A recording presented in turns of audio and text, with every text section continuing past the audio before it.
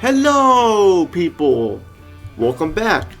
It is I, Tony, bringing you more TTBurger game reviews, and we are back with more of my Quantic Dream Games Series review as we're down to the final part, episode 157, part 4 of 4, and we have a lot to talk about here as we dive into the PlayStation 4 era of Quantic Dream Games. We're going to go back to the year 2018, when this game was released in the spring of 2018, and we have a lot to talk about here. But before we get started, those of you who missed what happened in episode 157 part 3 of 4, here you go, a TTBurger recap to show you all what you missed as I took a look at Beyond Two Souls on the PlayStation 3 starring Ellen Page and Willem Dafoe, and gave it an 8.5 out of 10 because there were some things with the story I didn't like, along with like the music and a couple other things too, but it's still worth owning your collection if you want some more Quantic Dream action, especially if you like Heavy Rain. This game is still definitely worth owning in your collection if you like Quantic Dream.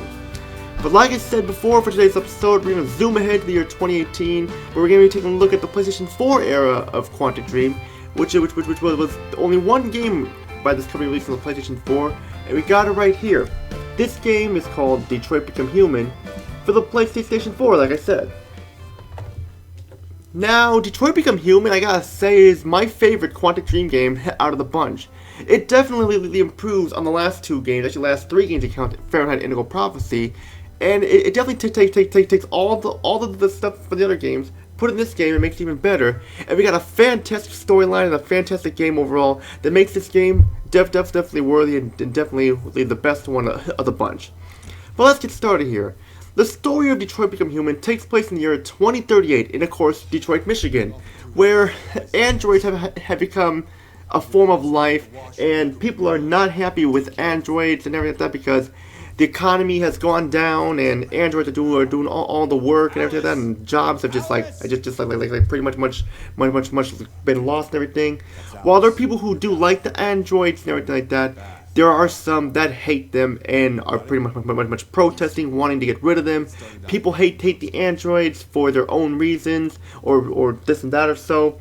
But in this game you play as three androids. You play as Connor, played by Brian Tishar, Kara, played by Valerie Curry, and Marcus, played by Jesse Andrews.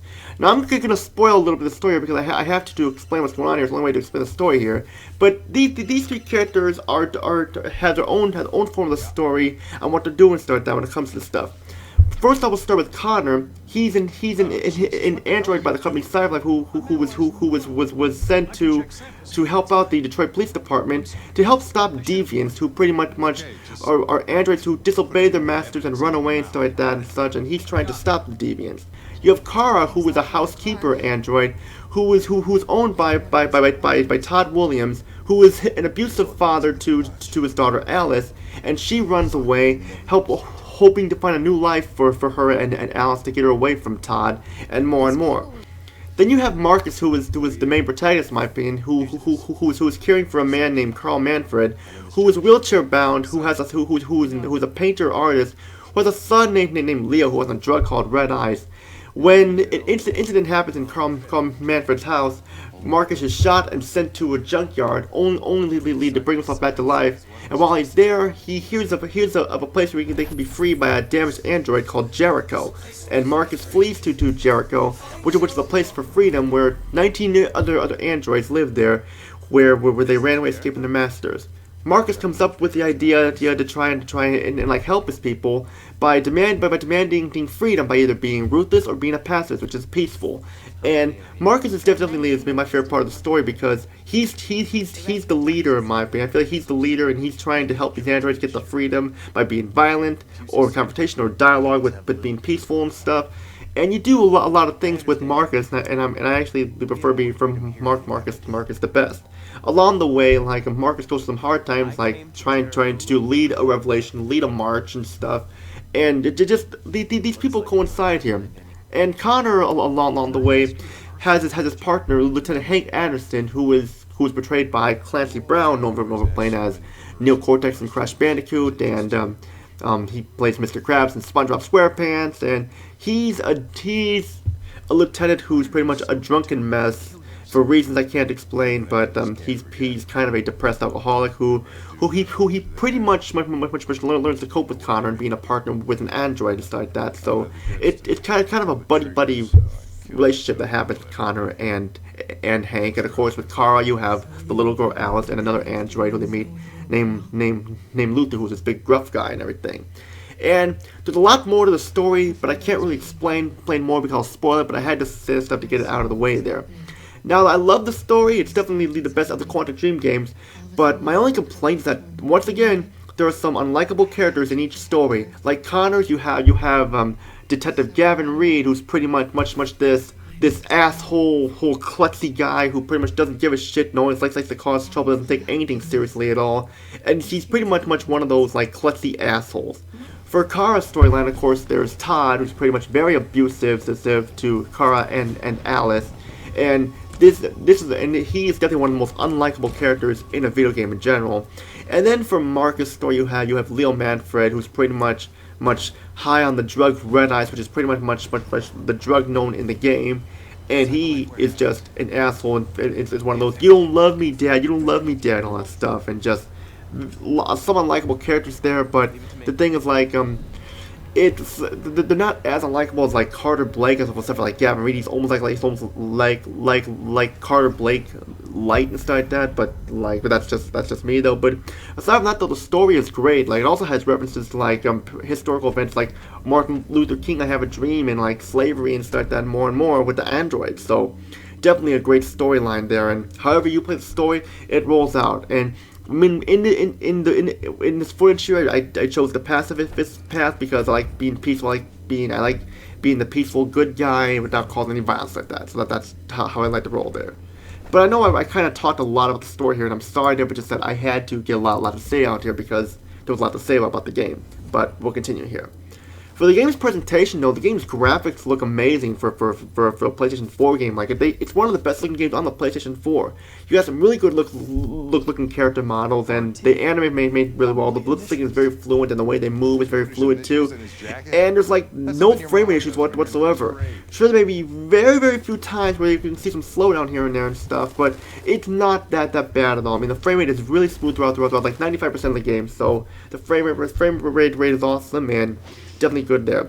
The backgrounds look really nice too. The lighting is really crisp, and you got some really crisp lighting, really crisp looking rain effects and everything, and snow effects too. It's raining and snowing throughout the game. And it definitely has that futuristic feel to it, definitely. And like, and that's what it is, and that's what I gotta say there. For sound I have to say is one of my favorites as well. The voice acting is really good.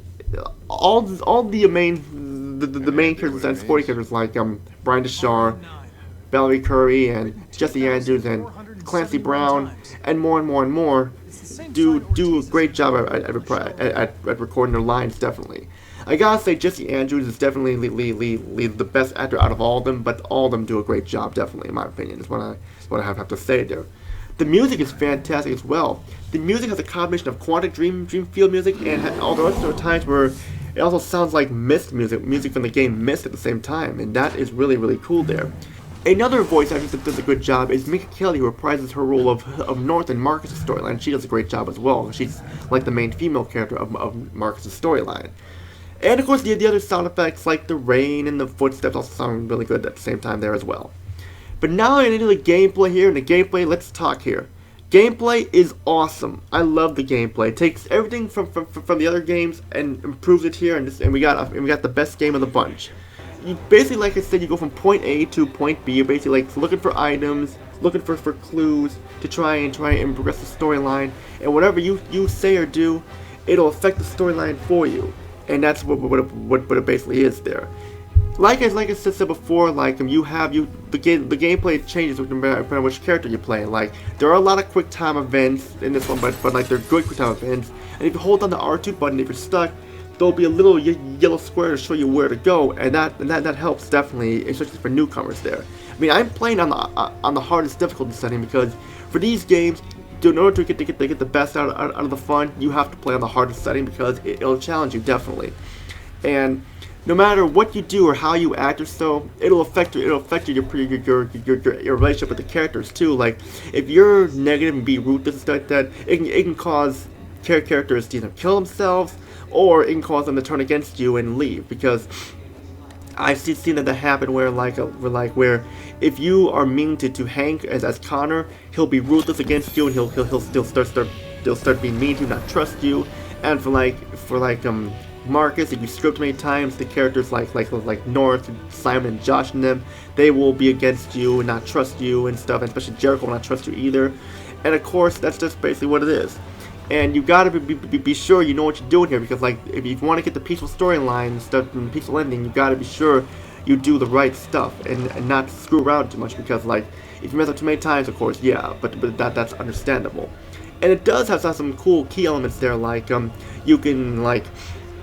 you can choose like this one chapter when you're trying to look for spare parts. You can choose to get a key for a truckload of spare parts, or you can just leave with what you have or so, and it does change a little bit there, but just what it is there. I mean, of course, like you spend time you have some cool quick time events where you can like beat people up or so like that, or fight people or so, or you can just like walk away or so. Whatever you do, it's your story. You do what you want there, and. But now I gotta get to some of the negatives here, and of course, the length is not that long, and it's like 8 to 10 hours once again, and stuff, and of course more if you want to smell the roses. But like they have extras here, but the extras are not really that satisfying, except for a couple of them like with Chloe, who was the first android made by CyberLife and stuff, and of course like with some of the unlikable characters and stuff there, it does kind of hinder the game a little bit, but it doesn't really affect it much at all and stuff like that. It's still a fun game like Quantic Dream. It plays like a game, feels like a movie, and you basically just do that there. In fact, one cool part there is where you also go climbing up to the news tower to portray a speech, or you're trying to send a message by being peaceful, being violent, and just it's like one of those freedom movies, like we need to be free, we gotta get our freedom and stuff, and it definitely do a great job. And I feel like this game kind of predicts the future, because I feel like some of this will happen in the future, like in the year 2030 or something like that. So I feel like this game predicts the future. And David Cage and Guillaume Devondemir, once again, you guys did a great job. I love all your games. You guys did a really good job. Or for you guys with Fahrenheit Indigo Prophecy on the PS2 or whatever, I would have known about you guys, and I'm glad to be a fan of your games, definitely.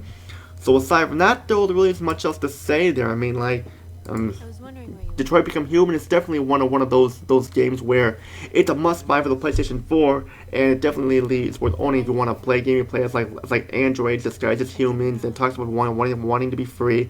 If you like games that have like historical stories to them and stuff, it talks about like wanting to be free. I have a dream, and like leading androids to freedom no matter who you are and stuff, and of course choosing to become a deviant or staying if you want to and stuff. And it just basically shows that people hate or love.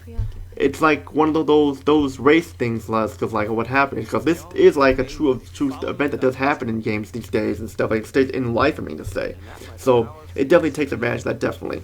So my final thoughts here are, if you like Quantic Dream and you like kick-ass storylines, like games that feel like movies and stuff, Detroit Become Human is the way to go. Due to the complaints I have with the game, I won't be taking off any points. No, I won't be taking any points off at all. The score I'll be given is a perfect 10 out of 10.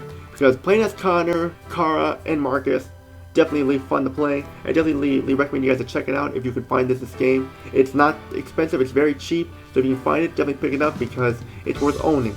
And also, I recommend picking up the Quantic Dream Collection on the PS4 that comes with games like Heavy Rain, Detroit Become Human, and Beyond Two Souls, so pick that up too.